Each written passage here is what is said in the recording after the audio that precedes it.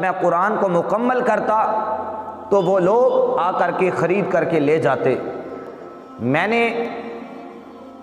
جب 60 سال قرآن مجید برہان رشید کو لکھا،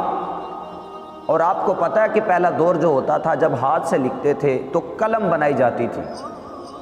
اور قلم دوات کے ساتھ لکھا جاتا تھا، اور اگر روشنائی جس کو ہم سیاہی کہتے ہیں وہ روشنائی زیادہ لگ جاتی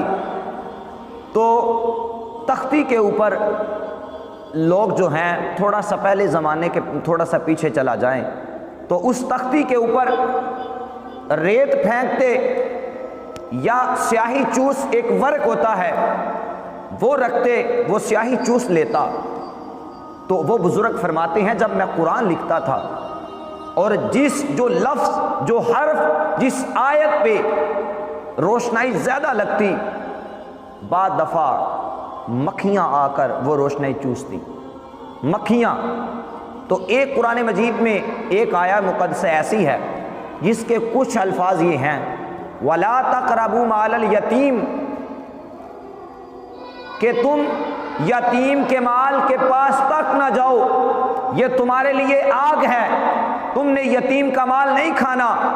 اور اگر تم یتیم کا مال کھاؤ گے تو یہ آگ تمہارے پیٹ میں، تم اپنے پیٹ میں آگ بھر رہے ہو، تمہارے پیٹ میں بھی جا کر یہ آگ ہے۔ وہ بزرگ فرماتے ہیں قسم بخدا میں نے ساری زندگی 60 سال کی زندگی میں میں نے دیکھا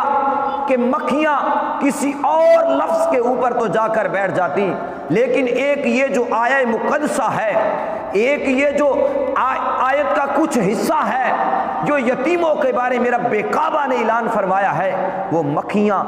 کبھی بھی میں نے نہیں دیکھا کہ مکھیاں اس آیت کے حصے پر بھی جا کر بیٹھتی۔ ان کو بھی پتا تھا کہ یتیم کے مال نہیں کھانا، اور یتیم کا مال جو بندہ کھاتا ہے، جو یتیم کے مال کو ہڑپ کرتا ہے، وہ نہیں دیکھتا کہ یتیم کے مال کے بارے میں رب کعبہ نے کیا حکم فرمایا ہے۔ میرے بھائیوں، وہ اپنے آگ میں، اپنے پیٹ میں وہ آگ بھرتا ہے، اس کے پیٹ میں آگ کے انگیار وہ کھا رہا ہے، اس کے پیٹ میں آگ کے انگیار ہیں، اور وہ اللہ کے برگزیدہ بندے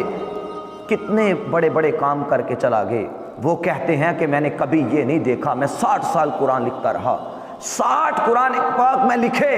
لیکن میں نے کبھی کسی ہر آیت پہ میں دیکھتا مکھی کسی نہ کسی آیت پہ آ کر وہ روشنائی کو، وہ سیاہی کو چوس لیتی، لیکن ایک یہ جو قرآن کی آیت ہی تھی اس پہ مکھی بھی نہیں بیٹھتی تھی، وہ بھی آگ سے اتنا ڈرتی تھی۔ اس لیے جو اللہ کا برگزیدہ بندہ ہوتا ہے، اگر وہ نیک کام کرنے والا ہے، اگر وہ دین متین کی خدمت کر رہا ہے، میرے مصطفیٰ کریم صلی اللہ علیہ وآلہ وسلم کے دین کو پھیلا رہا ہے، میرے بھائیوں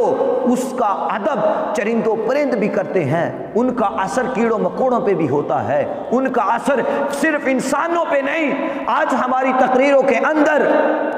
کیوں اثرات نہیں ہیں، کیوں اثر پیدا نہیں ہوتا؟ بڑی بڑی تقریر علماء کرتے ہیں،